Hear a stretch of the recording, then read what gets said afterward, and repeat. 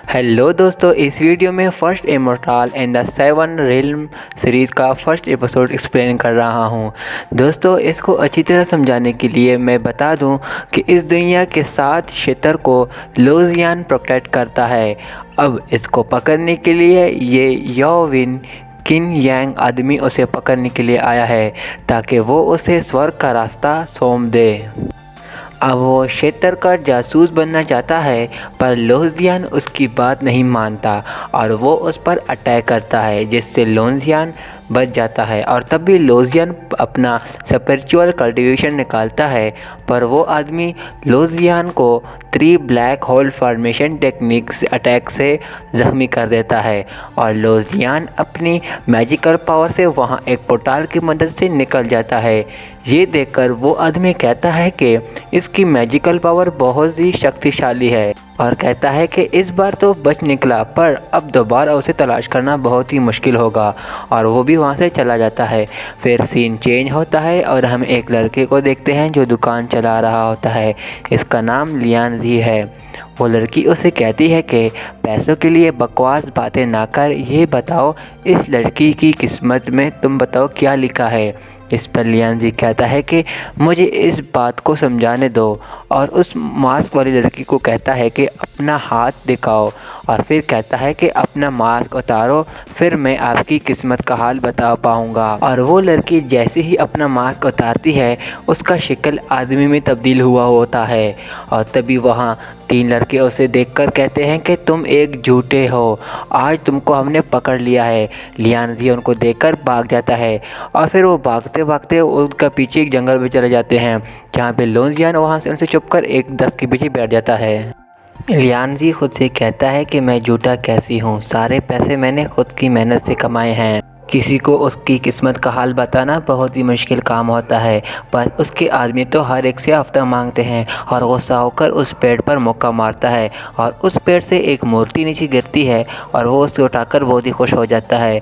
और तभी वहाँ एक कल्टीवेशन फॉर्मेशन एक्टिवेट होती है, जिससे लोजियान बाहर आ जाता है और वो बहुत ज़ख्मी होने की वजह से बेहोश हुआ होता है। पर लियानजी समझता है कि इस मूर्ति से कुछ भी निकल सकता है और वो सोचता है कि अब इससे वो अपने लिए कपड़े और खाने का इंतज़ाम भी कर सकता है।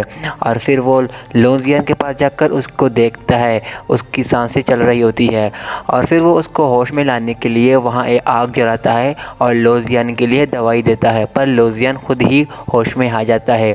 ये देखकर लियानजी खुद से कहता है कि इतनी मेहनत से इसको जगाने के लिए पैसे लगाएं, पर सब ज़ाया हो गए। दवाई जो लाया था वो भी काम नहीं आई। और तभी लोजियान उठता है और वहाँ एक स्पिरिचुअल कल्टीवेशन फॉर्मेशन एक्टिवेट करता है और लोजियान उसे कहता है कि क्या तुम मेरी मदद करोगे, और कहता है कि लियानशेन का दिल मर गया है और अब मैं भी बहुत ज़ख्मी हुआ हूँ। दुनिया में और कोई नहीं है जो सच को मान ले। मैं अपनी पहचान और मेरी पावर तुम्हें समझता हूँ। पर लियानजी को ये सब मजाक लगता है और उसको कहता है कि तुम्हारे पास जो मूर्ति है वो मुझे दे दो, यही काफ़ी है मेरे लिए। और तभी लोजियान उसे ऊपर उठाता है, जिस पर लियानजी कहता है कि अगर तुम नहीं देना चाहते तो हम किसी और चीज़ पर बात कर लेते हैं। तभी लोजियान अपनी पूरी स्पिरिचुअल कल्टीवेशन फॉर्मेशन शक्ति उसे देता है, जिससे लोजियान बूढ़ा हो जाता है। इस पर लियानजी कहता है कि तुम इतनी जल्दी बूढ़ा हो गए।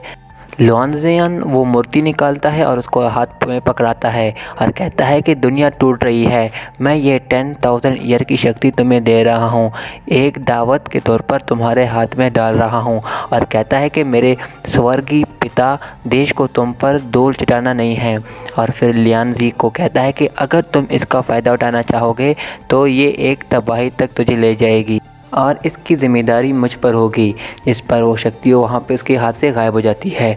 लोजियान खुद से कहता है कि इसके लिए इसका जिस्म सही है और उसे कहता है कि जो मैंने कहा है सब सच है। अगर तुम इसकी शक्ति को इस्तेमाल करना चाहते हो तो इसको डायरेक्ट इस्तेमाल ना करना। इसको शक्ति को काबू करने के लिए तुम्हें किसी मेटल चीज़ की ज़रूरत पड़ेगी और इस मेटल चीज़ से ही तुम इसकी शक्ति को काबू कर सकते हो।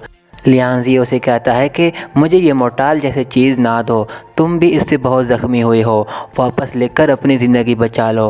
पर वो जब देखता है लोजियान वहाँ पर नहीं होता है, तभी लियानजियान की आवाज़ आती है और उसे कहता है कि अगर तुम इसकी मैजिक पावर को काबू कर गए तो मार्शल आर्ट सीखने के लिए तियानमेन चले जाना, ये आखिरी मौका है। तभी लुआनजियान खुद से कहता है कि मैंने इस लड़के का नाम भी नहीं पूछा उससे, पर सब इसको खुद तलाश करना पड़ेगा। और वो वहाँ से चला जाता है और यहीं पे हमारा ये एपिसोड ख़त्म हो जाता है।